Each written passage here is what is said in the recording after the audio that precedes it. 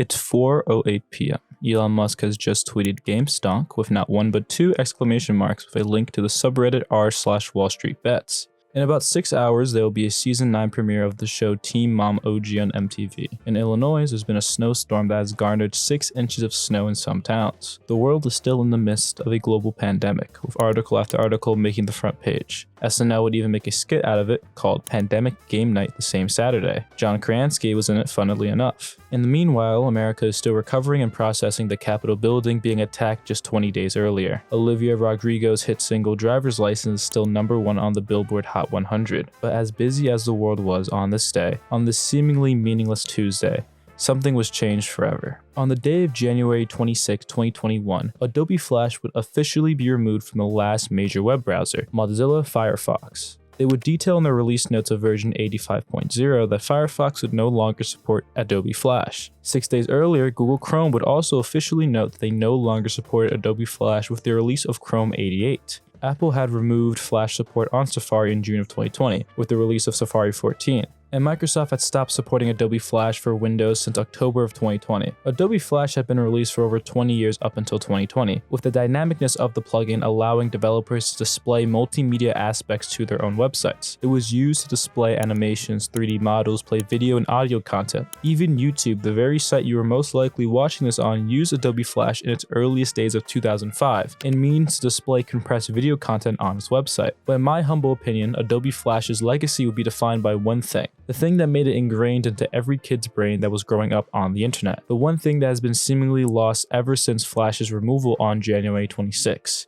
Flash games. Flash games were all over the internet, with websites containing endless amounts of different bite-sized games that you could spend hours upon hours replaying. Even television networks like Nickelodeon, Cartoon Network, and Disney would have catalogs of Flash games available and easily accessible to any kid with an internet connection. Ever since that fateful day, the feeling and the outlook of the internet has changed. Changed for the worse, if I'm honest. Today I want to talk about the history of Flash and how without it, it has inadvertently killed the children's internet. It all starts with a science fair, an Apple II computer, and a man named Jonathan Gay.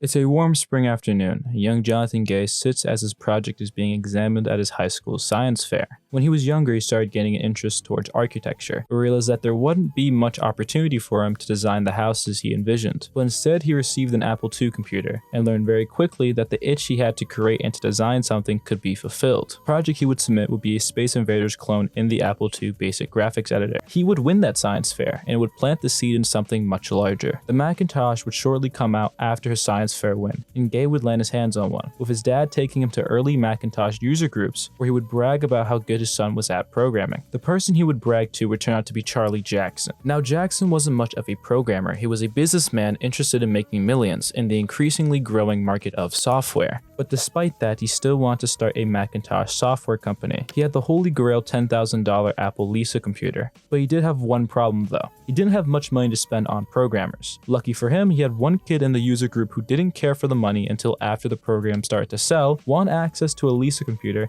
and had a dad bragging about how good he was at programming right in front of him. Thus, Silicon Beach software was created. He began writing games. First came Airborne, then Dark Castle and Beyond Dark Castle, which were both pretty solid platformers, praised for their detailed graphics for the time. Beyond Dark Castle would be an absolute hit. It would pay for Gay's way through college. During this time, Gay used these games as the foundation of his own computer education. Components like animation, digitized sound, and synchronizing the two of them. After building his games, he started going back to focusing on building graphic editors, which for all the non-nerds here is basically a computer program that allows a user to edit and manipulate graphical images. While he was building these graphic editors, he eventually started making drawing programs. More importantly, he designed IntelliDraw for the Aldus, which for its time was really this precursor to something like MS Paint in some ways. After the IntelliDraw had modest success, Silicon Beach became acquired by Aldus. With that, Charlie Jackson and Jonathan Gay would both leave to establish a brand new company named FutureWave in 1993. However, during the late 80s and early 90s, there was a recent demand for pen computing, or simply just writing things with electronic pen instead of using a keyboard or creating graphics through a vector-based system. Probably the first thing that comes to anyone's mind, if anything, when talking about electronic drawing during this time period would be Apple's Newton, which was something called a PDA, or a personal digital assistant, which was, well, a personal digital assistant. It was used to remind you about appointments, receiving messages, show you the time, in Newton's case, write down things,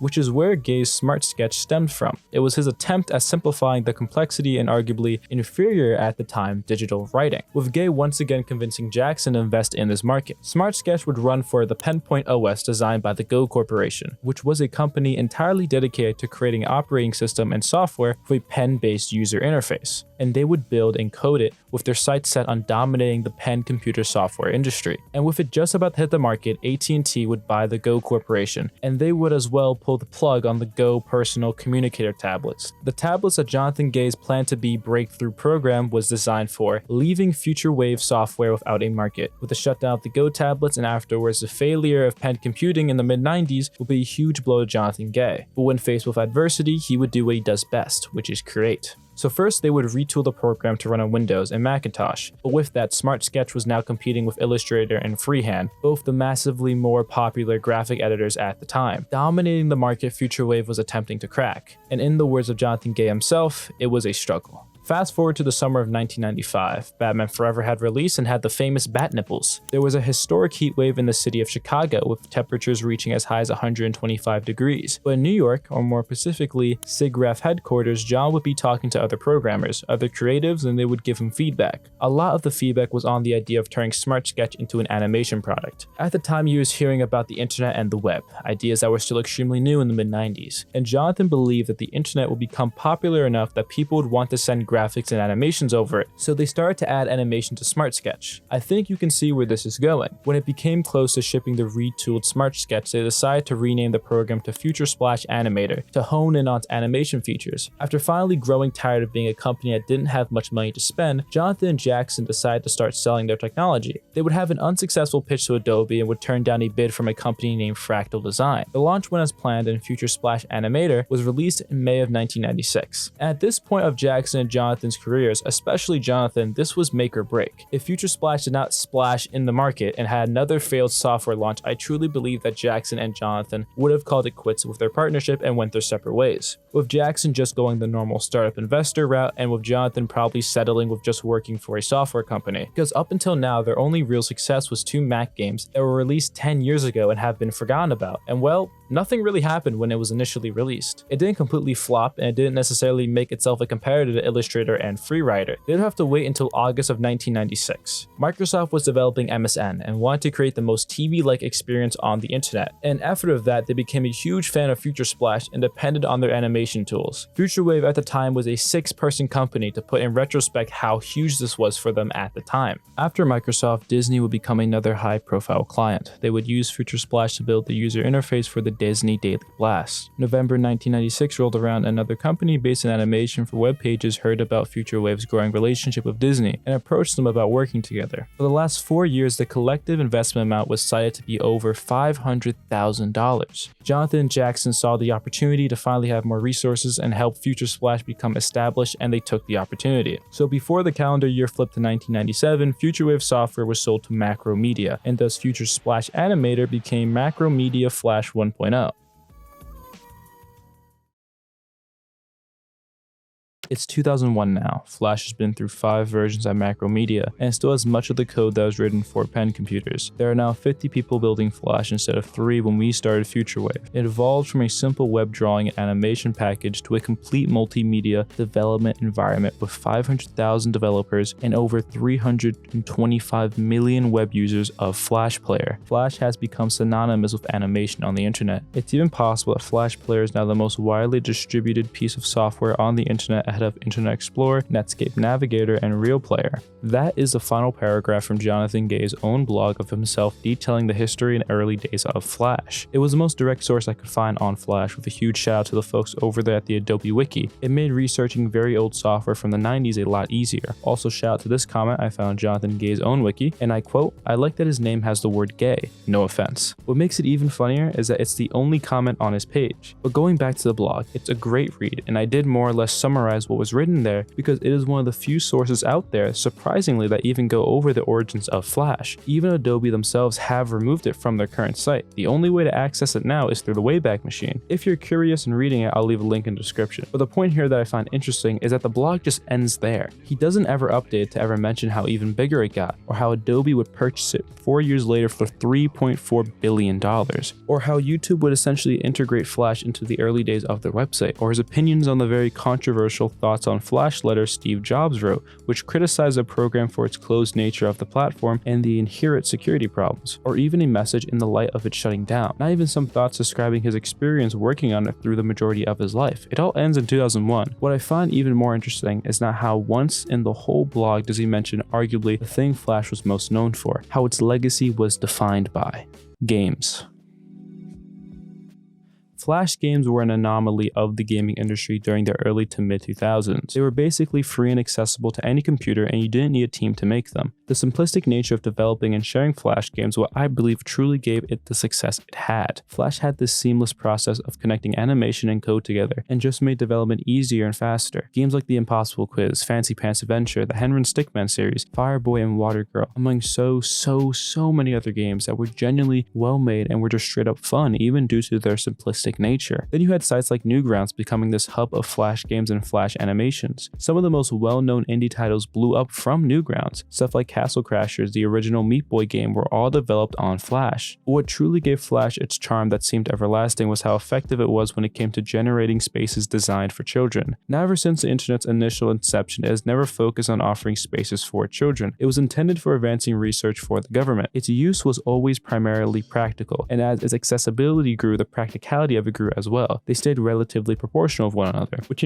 makes sense. But eventually other uses for just entertainment will be developed. Games, art programs, music programs, which eventually causes developers to cater to certain audiences. People who like sport games play sport games on the computer, and so on and so on. When it came to making entertainment for kids, I truly don't believe there was a better time for it than the peak of Flash. Even when it came to kids socializing on the internet, there isn't anywhere really safe for them. I mean, think about it. Websites like Club Penguin and Animal Jam ran on Flash and were catered for kids. Since the death of Flash, it has caused a site like Animal Jam to become an application rather. Then there's Club Penguin, where they have completely shut down. And yeah, you might say, what's the difference between just downloading an exe file and going to a website? And I would debate that the charm and simplicity, and I would even say the safety of being able to just go on your favorite website and play a collection of games, or go on a website to play and chat with your friends, isn't as big of a thing anymore. It forces kids to socialize in places that weren't really designed for them. Stuff like social media and messengers, stuff that was never really intended for them. Even with kid game apps on phones nowadays, they use predatory tactics to keep the kids playing and running ads for them. And I'm not going to pretend as if all Flash games were friendly or weren't harmful for kids. There were for sure some very gory and questionable games for kids that were very easily accessible. I mean, take a look at Happy Wheels, probably one of the biggest Flash games ever, which was just full of blood and gore. It's just, man, there really isn't anything for kids anymore. It's all just applications and applications. It's just simply monotonous. Adobe Flash made these safe spaces for kids possible, and without it, it's almost like they never existed. Flash was the backbone of a niche that has been erased without it. And I find that pretty sad. You think as the internet becomes the main source of media intake, that there would be a greater focus on generating safe spaces for kids. I mean, television did it. When it became the main source of entertainment, shows were made that were designed for incorporating education and entertainment for kids. The only thing remotely close to that Newgrounds type thing of just a collection of games that are easily accessible and generally safe for kids is something like Roblox, really. And yeah, I mean, there are ways to access these old collections of Flash games, but let's be real here, I don't think any kid's going through all the trouble just to play Cookie Clicker. My point here with all this is just, in general, I feel as the internet becomes more and more of a focus in our society that becomes more corporal and loses all the personality and little things that really made it have its character. Even though Flash had its flaws, even then I feel that its discontinuation has killed a lot of the personality that was sparked through it. But it isn't all negative though. It's safe to say that a majority of the things that were made on Flash have been preserved through various projects that aim on converting the Flash code to HTML5 or even emulating the Flash players directly. Cool Math Games, funnily enough, a site that I would personally go on to a good amount as a kid, is one of them, for example. So it's not this be-all end-all of Flash games at the very least. It's just kind of sad to see something that was pretty prominent in my childhood be lost and see how the internet is without it.